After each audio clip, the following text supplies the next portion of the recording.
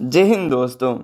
Saha institute of nuclear physics SINP Kolkata की तरफ से IIT छात्रों के लिए टेक्नीशियन बी की पोस्ट पर परमानेंट रिक्रूटमेंट निकाल कर आई हुई है, जिसमें टेक्नीशियन बी की पोस्ट पर टोटल 18 सीटें हैं, जिसमें IITI के करीब 9 तरह की पोस्ट पर वैकेंसीज निकाली गई हैं, जिसमें किसी पोस्ट में OBC के लिए वैकेंसी है, तो किसी पोस्ट में UR के लिए वैकेंसी है, तो किसी पोस्ट में EWS के लिए है। तो एक ही एक ज़्यादातर है, कहीं कहीं पर 2 सीटें हैं देखने के लिए आपको मिलेंगी।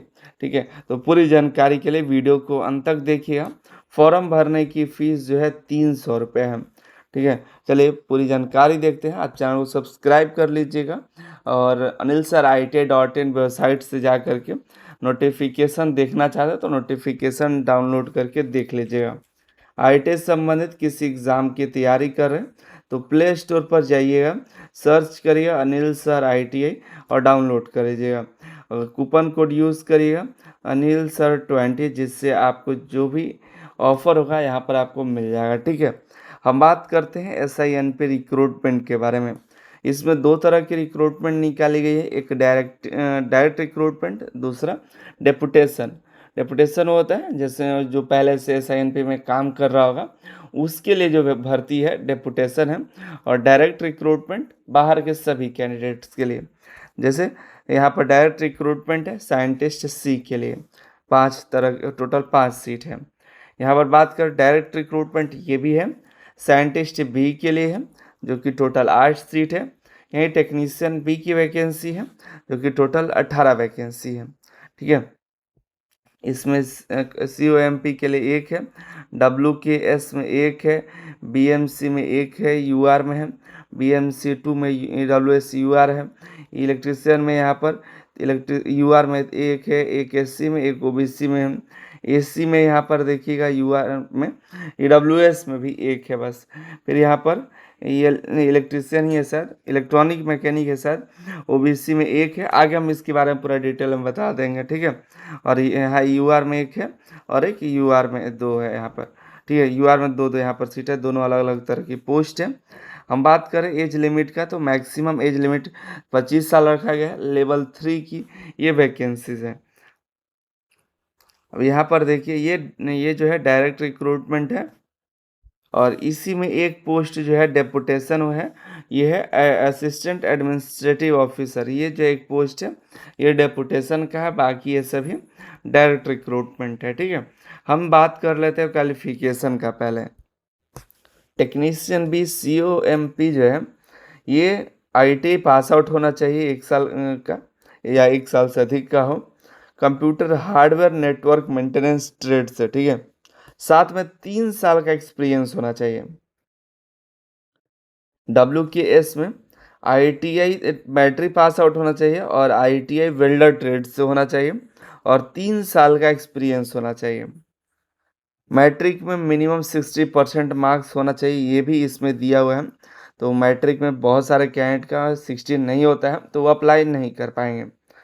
BMC 1 में देखिएगा यहाँ पर ड्रॉटमैनशिप सिविल के लिए, यहाँ पर है, इसमें IITI ड्रॉटमैन सिविल से होना चाहिए और 3 साल का एक्सपीरियंस होना चाहिए। BMC 2 जो है कारपेंटर ट्रेड के लिए है, IITI कारपेंटर ट्रेड से होना चाहिए और 3 साल का एक्सपीरियंस होना चाहिए। और ये ध्यान रखिएगा 60% मैट्रिक में भी होना चाहिए सभी के लिए।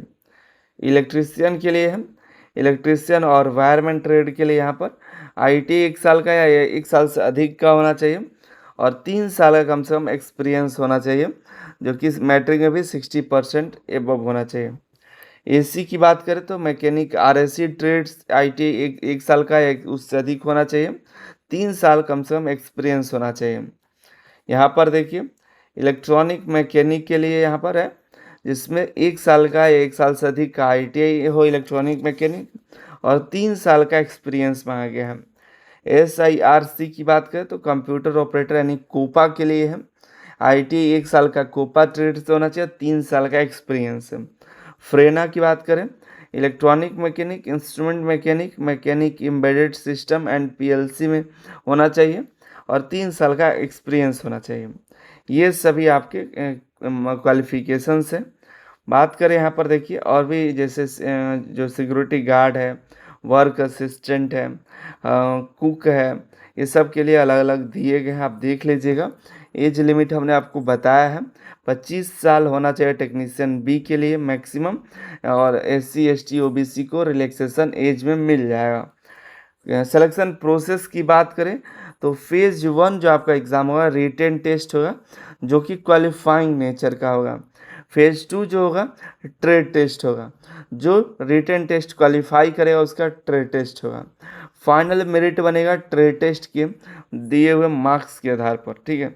बाकी सबका अलग-अलग है, एक बार देख लीजिएगा जिस पोस्ट के लिए अप्लाई करने जा रहे हैं।